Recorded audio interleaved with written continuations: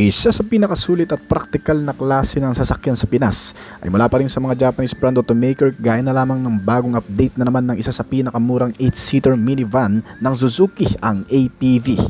Ang budget-friendly na modelong ito ay magagamit hindi lang pampamili kundi pati na rin pang negosyo. Kaya naman ngayon taon sa pinakabagong pag-re-update nito ay siguradong mas magugustuhan pa ng marami dahil itong bagong Suzuki APV 2025 model ay may bago ring katangian, specs and features na aalamin natin ngayon. Pinalakas na rin kaya ang performance nito? Yan ang iisa-isahin natin kasama ng presyo nito. Pero bago yun, syempre kung bago ka pa lamang po dito sa akin channel, baka naman kaibigan po tumalik sa subscribe button pati na ang notification bell para naman update lagi sa mga video na gagawin ko pa. Alright, simulan na natin to!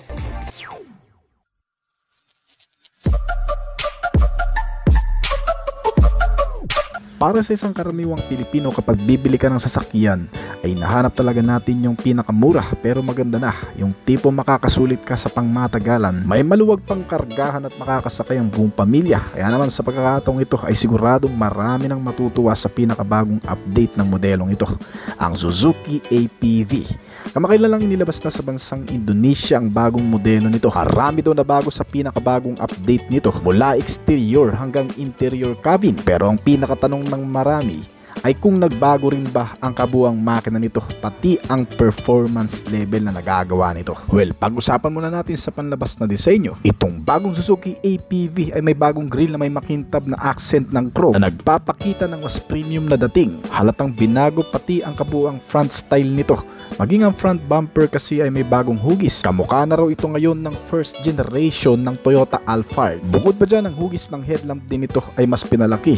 Kaya paniguradong mas malawak din ang visibility na magagawa nito. Dahil ayon sa mga review ay naka full LED type na rin daw ito na klase. At syempre nilagyan din ito ng bagong fog lamp na additional visibility ng bagong modelong ito. Kaya naman harapan pa lamang ay masasabi mo ng medyo ayos na kumpara sa dating modelo nito.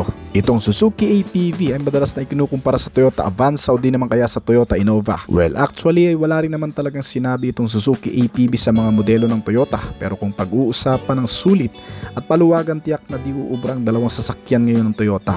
Kasi itong APV, bagamat hindi ganun kamoderno, sa mura nitong presyo ay siguradong wala ka nang hahanapin pa. Napanatili pa rin ng Suzuki APV ang makantong hugis na siyang signature na disenyo nito na nagbibigay ng maluwag na cabin at nagpapakita rin ng tibay at katatagan. Well, pagdating sa tibay at katatagan mga kaibigan, hindi magpapahuli ang bagong Suzuki APV 2025 model.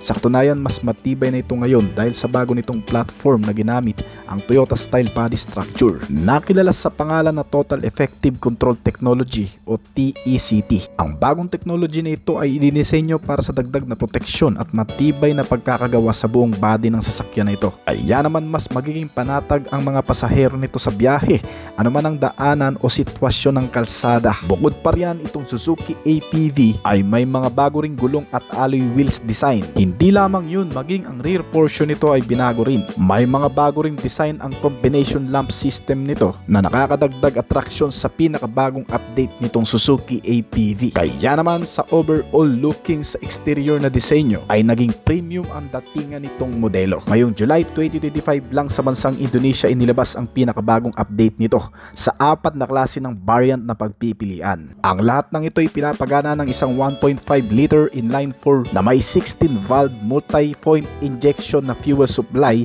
at naka-gasoline petrol engine.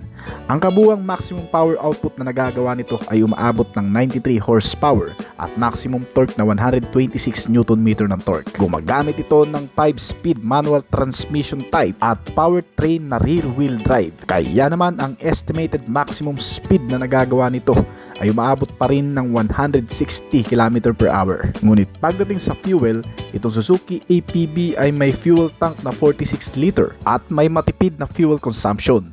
Kaya nito kumonsumo sa city driving ng 8 to 9 km per liter, habang 13 to 15 km per liter naman pagdating sa highway. Batay sa ilang review sa bansang Indonesia, ang makina nitong bagong Suzuki APV 2025 ay mas practical at reliable ngayon. Perpekto sa mga naghahanap ng budget-friendly na minivan para sa pamilya pamilya o negosyo. Hindi man ganun kabilis o kalakas ang performance nito, ay mas simple at mas madali naman daw i-maintenance ang makina nito. Ngayon pag-usapan naman natin ang interior cabin nito. Ang Suzuki APV ay may simple at hindi masyadong moderno na interior features. Halatang karamihan sa mga gamit nito ay naka-manual lang, walang high-tech na paggalaw o adjustable na mga seats. Pero naitutupi at naia-adjust din naman ang mga upuan nito ng mano-mano. Maluwag at functional ang storage space nito gaya ng glove box na may cooling features. Meron din itong console box na lagayan ng mga gamit at may mga cup and mug holders sa harap at likod. May mga power outlet para sa mga gadget o pwede na rin gawing saksakan para sa pagcha-charge. At bukod pa dyan, itong bagong Suzuki APV ay may double blower air conditioning din na nagbibigay ng masarap at malamig na hangin sa loob at nagbibigay ng komportableng pagsakay. Nilagyan na rin ito ng power windows sa harap at likod at meron din itong heater at ambient lighting na rin sa pinaka top end variant nito. At pagkatapos dyan, sinamahan rin ito ng entertainment and multimedia para sa dagdag na libangan lalo na kapag naglo-long drive. Ang JVC single bin head unit nito na may Bluetooth connectivity features pa at USB, may CD player, AM at FM radio at auxiliary input para sa dagdag na access, features at para mas ma-modify mo pa ang kakaibang sound system na nagagawa nito. Base na rin sa Suzuki Indonesia mga kaibigan, ang pinaka top end variant nitong bagong Suzuki APV ay mayroong touchscreen infotainment system na nakasama.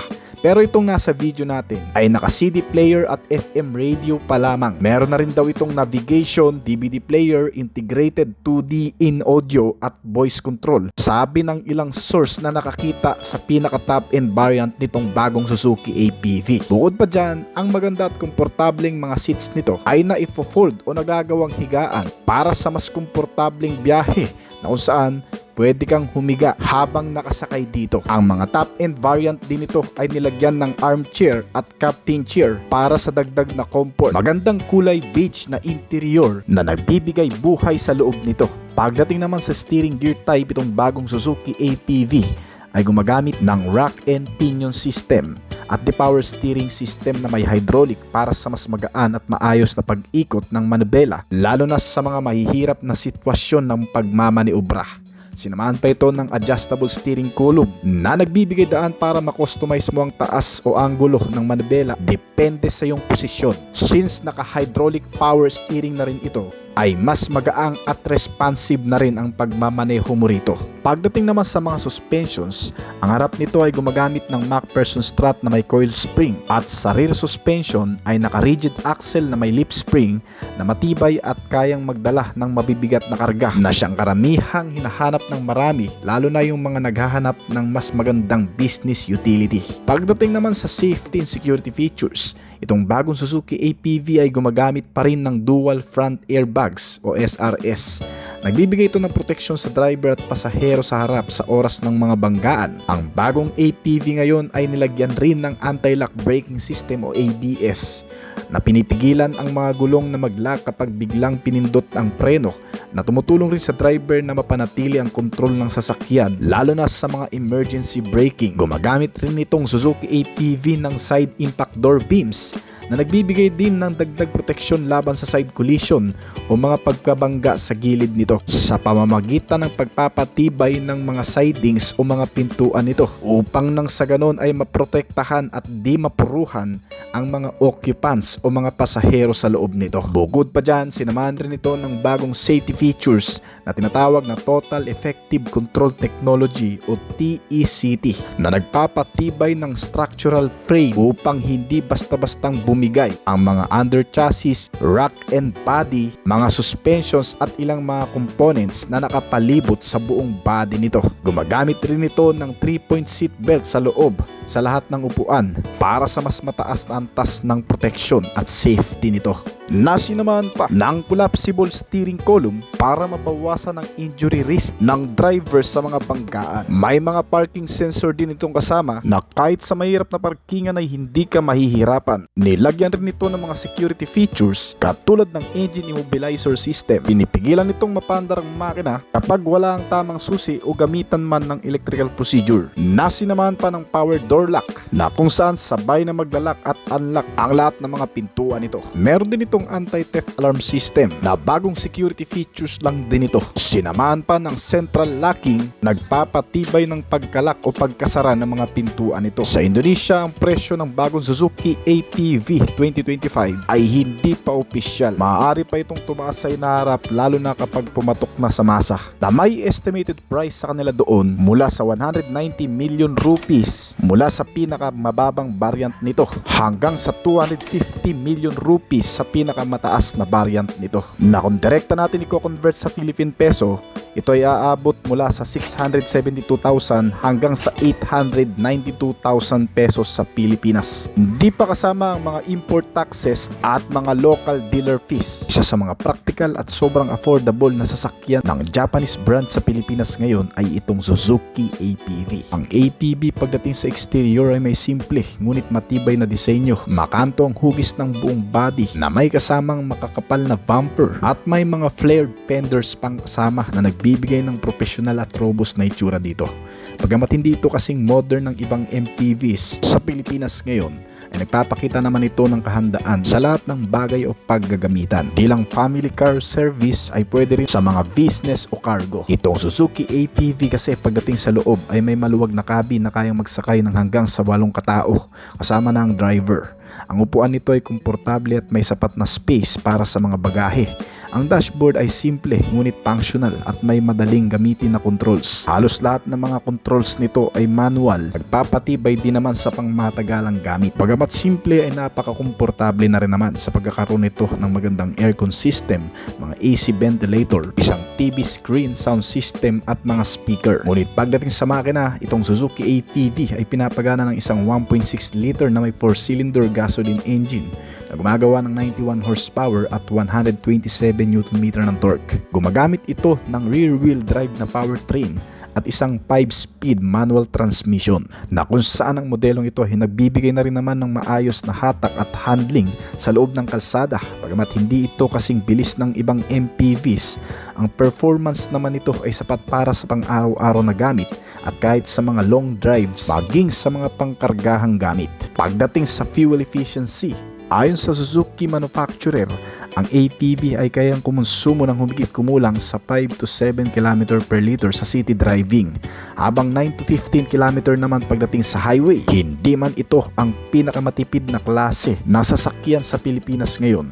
Ang maluwag na space at practicality nito ang nagbibigay ng magandang value points sa modelong ito. Meron itong fuel tank capacity na 50 liters na kahit papano'y malayo-layo na rin ang mararating mo. Kaya kasi nitong ubusin ng full tank sa layo na 750 kilometro. At kung pag-uusapan naman ang top speed nito, may kabuuang bilis ito na umaabot sa 150 to 160 km per hour. Itong Suzuki APV ay isang practical at mas abot kayang MPV na angkop para sa mga pamilya o negosyo na nangangailangan ng maluwag na sasakyan. Bagamat may mga kakulangan sa modernong features ang modelong ito, ang pagiging matibay, maluwag at mas affordable na presyo ang nagbibigay ng magandang value fact para piliin pa rin ito ng mga mamimili ng sasakyan na naghahanap ng mas angkop para sa kanilang pang-araw-araw na pamumuhay. Dito sa Pilipinas, itong Suzuki APV ay may suggested retail price mula 743,000 pesos para sa GA variant o pinakamababang uri nito. At sa pinaka-top end variant na nagkakahalaga naman sa estimated price na 955,000 pesos. Sa kasalukuyan ng bagong Suzuki APV ay wala pa sa Pilipinas ngayon kundi nasa Indonesia pa lamang, na may posibilidad ding magkaroon dito sa Pilipinas pag nagkataon. Bago po tayo magtapos ay nais ko po muna magpasalamat sa mga patuloy na sumusuporta, tumatangkilik at nagabang palagi sa mga video na ina-upload natin dito sa ating channel. Maraming salamat po at shoutout po sa inyo guys. Kung bago pa lang po dito sa aking channel, baka na makabigay po muli subscribe button pati ng notification bell para naman mag-like sa mga video na gagawin ko pa. Alright, this is Oblis Collection. Thank you!